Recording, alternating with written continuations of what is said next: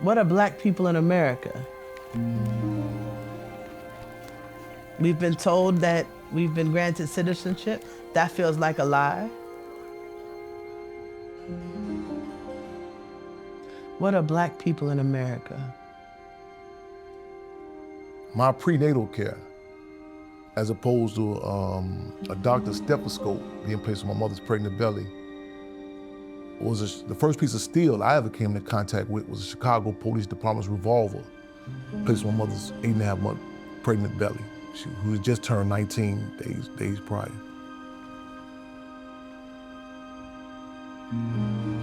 What are black people in America? I was raised in an environment to tell me that to never trust America. The Black Panther Party was a political organization, but for me, they were family. If you're surprised by what this system is doing to us today, you have no idea what it did to us yesterday. America disappoints, but it doesn't surprise. I'm a victim of America. Oh, it's dangerous right now. It's a mess right now. But the thing is that when things are a mess, is also a moment when anything can happen. Not just anything bad, but anything good too.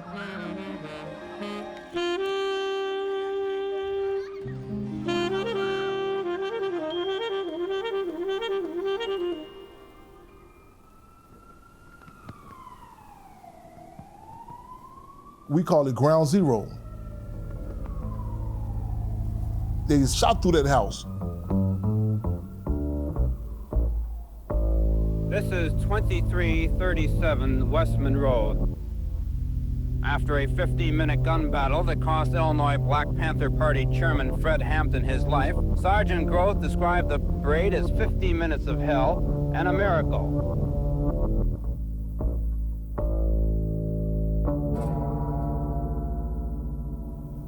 My mother, she was 8.5 months pregnant with me, felt the shells coming through that mattress. Tomorrow it's gonna be exactly 55 years after that. But my father was a revolutionary. He's a freedom fighter. Black people need some peace. White people need some peace. If we are going to have to fight, we're going to have to struggle. We're going to have to struggle relentlessly to bring about some peace. Because the people... Chairman Fred was a Black Panther.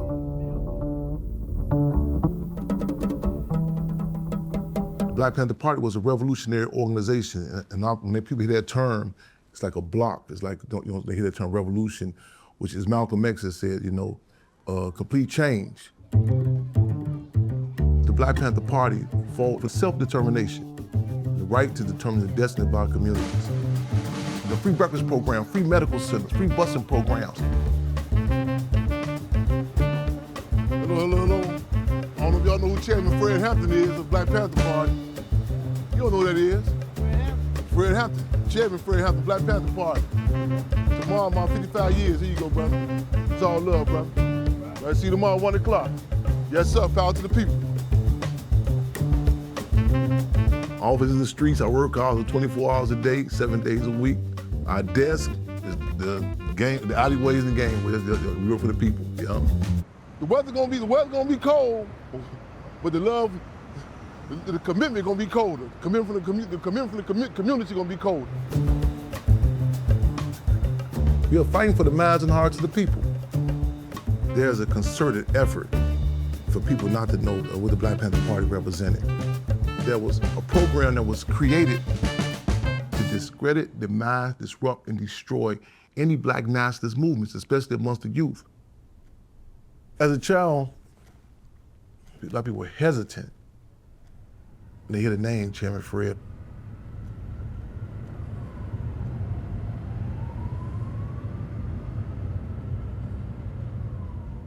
It's intentional that our history and legacies are hijacked and co-opted.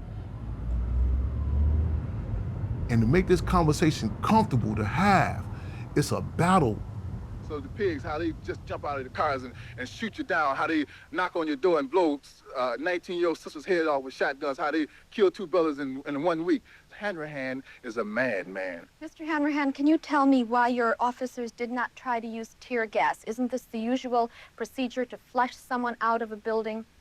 Our officers used the means necessary to effect the search. This is where our chairman had his brains blown out as he lay in his bed, sleeping at 4:30 in the morning. Some people still have this narrative of a freedom fighter, like they want to keep you detached and isolated from the community, like you just rah-rah, just mad for no reason. The person who was in the room, they kept hollering out, "Stop shooting, stop shooting. We have a pregnant woman, a pregnant sister in here." At that time, I was 8.5 to 9 months pregnant. My baby was to be delivered in 2 weeks. Pigs kept on shooting. I just knew we'd be dead, everybody in there. When he looked up, just looked up, he didn't say a word, he didn't move, except for moving his head up. Sometimes I think people romanticize. That's the son of Fred Hampton, you know. It's a blessing and a burden. Growing up, I was never hidden from the truth. There wasn't a situation like, you know, we want to water it down. I always knew that, you know what I'm saying, you stand up, this what they would do to you.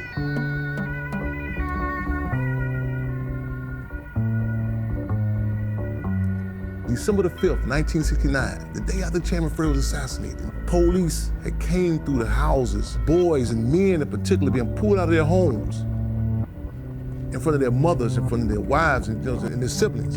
And the police told them there would never be another Chairman Fred Hampton out here again. It was like the break-in process, like during chattel slavery. A pregnant sister who ran away, they would bring her back. They would cut her stomach open, stomp the fetus in front of the other individuals on the plantation. That broke the spirit for generations. The way that they assassinated Chairman Fred and the fist cut to Mark Clark was part of the break-in process. America's democracy is an hypocrisy. It's a facade, it's a front of freedom. And it's done so Machiavellian. It gives the impression that you have freedom of choice. You have freedom of speech as long as you don't say the wrong thing.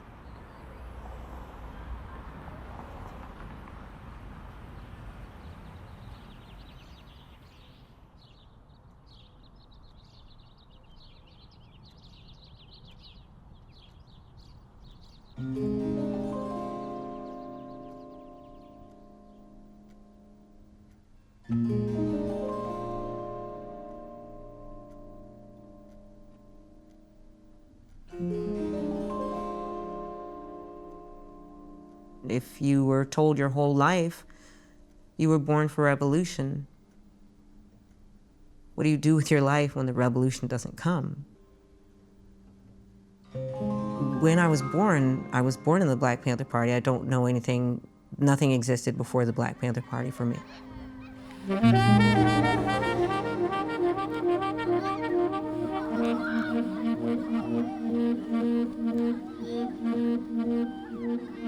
I just feel grateful that I knew these kids. And it's lucky to have people who understand you. I know that sounds weird, but everyone doesn't understand, and some people treat us like a cult. I realize that the Black Panther Party is a political organization, but if you knew anything about us, we're a family, and I feel lucky.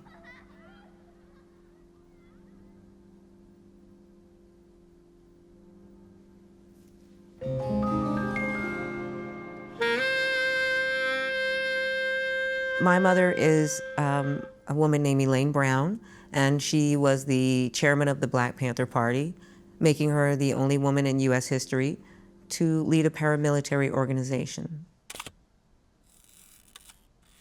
Really, I think the Black Panther Party wanted an egalitarian society where being Black or being female or having a disability or having a fluid gender didn't mean that you wouldn't have the same access that everyone else would have to life, liberty, and the pursuit of happiness.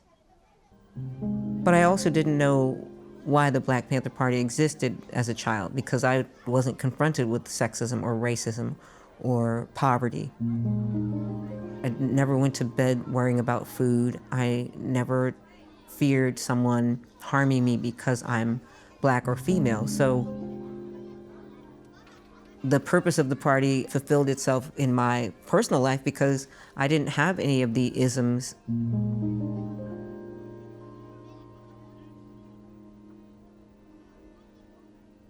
In the Black Panther Party, if your parents were revolutionaries, then you lived in the dorm. And I think there were 12 girls and 12 boys in 2 large rooms. It was basically like being in boarding school.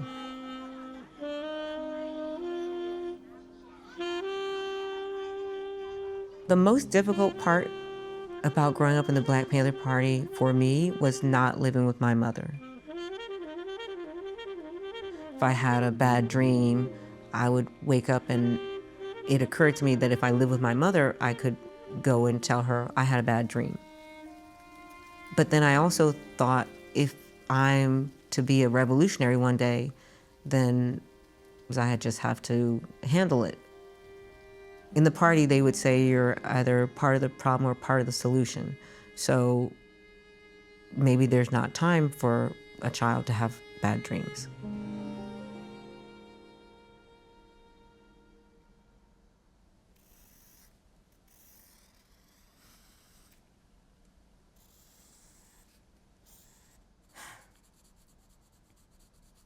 It's so funny how a memory can still feel so real, but I was a couple of months from turning 8 years old. But this day, my mother just said, yeah, I need you to pack your suitcase and pick out your favorite doll. It didn't click with me that I wouldn't ever come back to Oakland or see my family again. And Oakland to LA is really only 45 minutes. But when you're a child, it was just like, what's happening?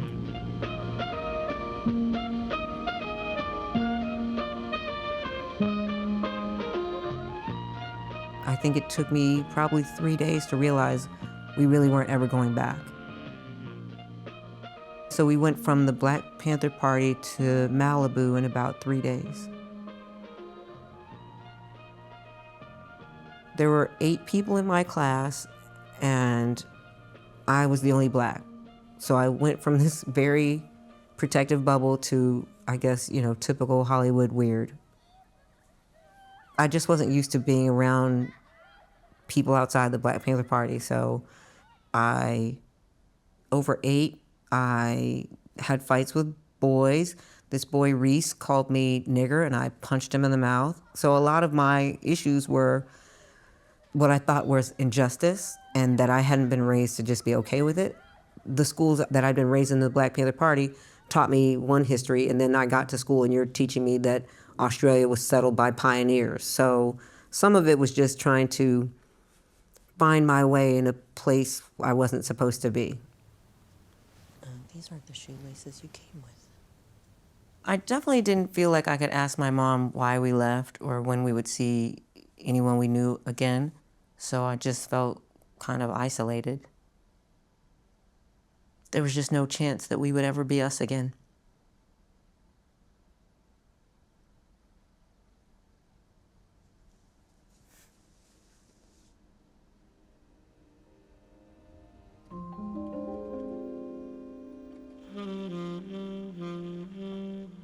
We were raised by people who told us a system was unjust, and then we were thrust into that system. When we didn't live in America, we felt safe, and when we lived in America, we felt in peril. And how we handled, some of us, like me, used drugs, struggled to find their purpose. In the Black Panther Party, you have to be willing to die. And I didn't want to do that. When I'm doing a frivolous life living in Beverly Hills. So I felt like I was a great disappointment. I didn't want to risk my life at 16 or 17. I didn't want to die for the people. All of the children in the party, we learned to swim from the time we were born. The water is my soothing. When we lived in Malibu, I just liked even the sound of the ocean.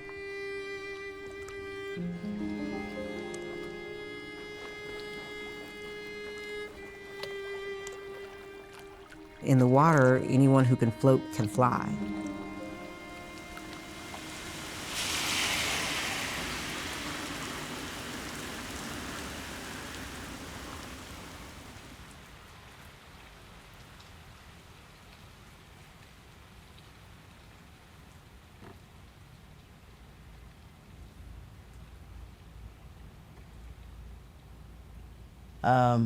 I came out as queer when I was 12.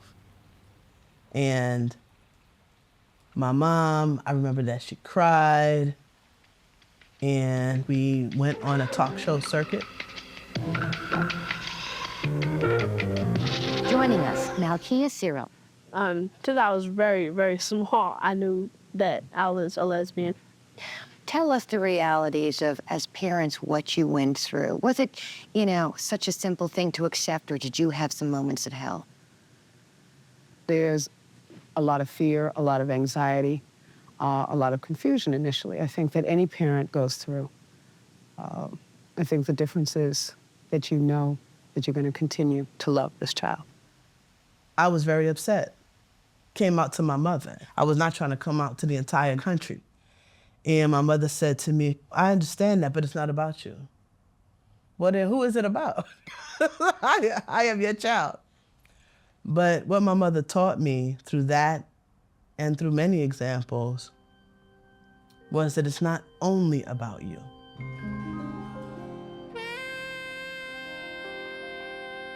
It's about all those families who don't understand how to protect their children. You can't have it unless everybody has it. My mother was Janet Cyril. She ran the breakfast program.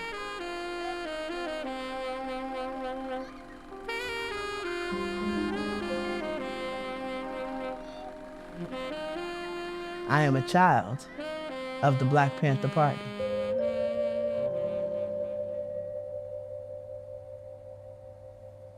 Being a Panther Cub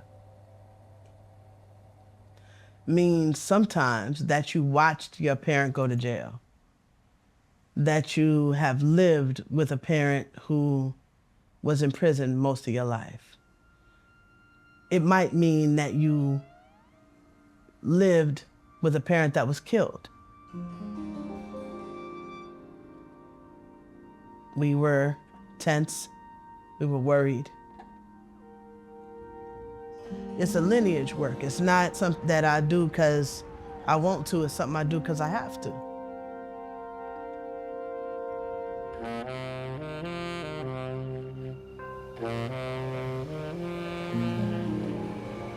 For me, revolution isn't simply the turning over of leadership, but the transition of real power. Too often we think that revolution is about the working class getting in the place of the ruling class. Black folk getting to do what white folk get to do. Women getting to do what men get to do. This is about a new way of thinking about our relationships with one another, where life becomes of value to everyone. We're in that period between stable governments when anything can happen. It's not just that anything can happen and that means that the worst things will happen. Also, some of the best things can happen now too. It's up to us. I look to the Panther Party for hope and strength in this time.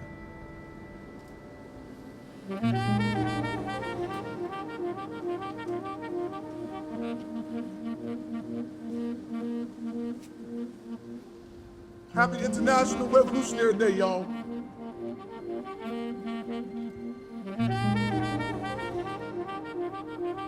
The Black community, we are told directly or indirectly, covertly and overtly, what we can do and what we can't do, what occupations, what aspirations. To encourage people to look, historically, how real change is manifested. The March on Washington, that was something that grew from the ground, from the valley. Change happens from the valley. Certain stage in history, you can code words and euphemisms and be quote unquote politically correct. Don't say that you don't hurt nobody's feelings. We serve hot food and we serve hot politics. A lot of times people want to wait till it's become safe to talk about. We cannot afford that luxury. And you see other parts of the world, people acknowledging it. You can kill a revolutionary, but you can kill a revolutionary, but you can kill a revolutionary, but you can kill a revolutionary, but right on, we're making history, taking history, and taping history, y'all. I know people in Chicago have never seen nothing but Democrat and Republican. They have no concept of people standing up and saying, I'm gonna give my life, you know what I'm saying, for the people. When I was in high school, I just wanted to ignore my family history and pretend it didn't exist. And this place I live now is the first time I've ever put any photographs of Black Panthers on my wall. My reverence is an understanding of how young they were to take such daring chances. I think because of the people who raised me, I have a better understanding of what's possible. Being born for revolution means your life belongs to the people. And I want to find the happy medium that I can love Black people and fight against oppression and do my part, however small it is, without a beret or a gun or a microphone. What I had to learn was that the love that I was going to give to the people should also extend to me. And I spent most of my life not thinking I was worthy of being part of the cause. One of the things in the party is we always said, mind, body, and soul. That's what you're supposed to give to the people, and that's everything. When you talk about the love you're gonna pour into the people, remember that you are the people as well.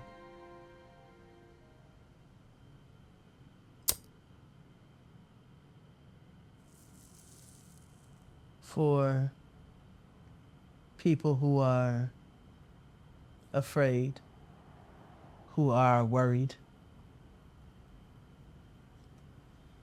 I can honestly say that the first step is to grieve. And then the second thing we have to do is allow it to change us. We're in an era where loss is everywhere.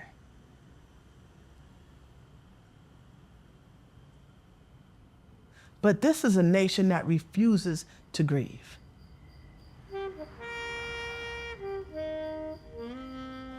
If this nation could grieve, this nation could change.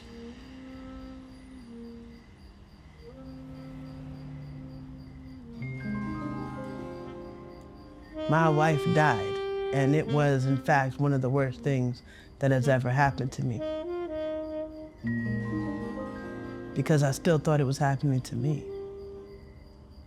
I didn't realize it was happening with everybody else.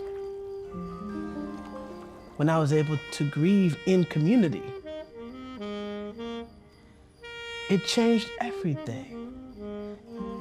There is a reason why the right wing has built an entire cultural strategy on attacking Black history.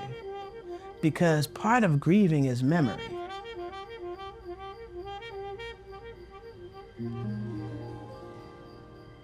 They don't want us to remember because remembering builds our consciousness so that it cannot build collectively the power of the people. How will we lead through the earthquakes and the climate disasters? How will we lead through 4 years of a Trump administration? through gun violence, through war, through genocide. How do we lead if we don't know how to grieve?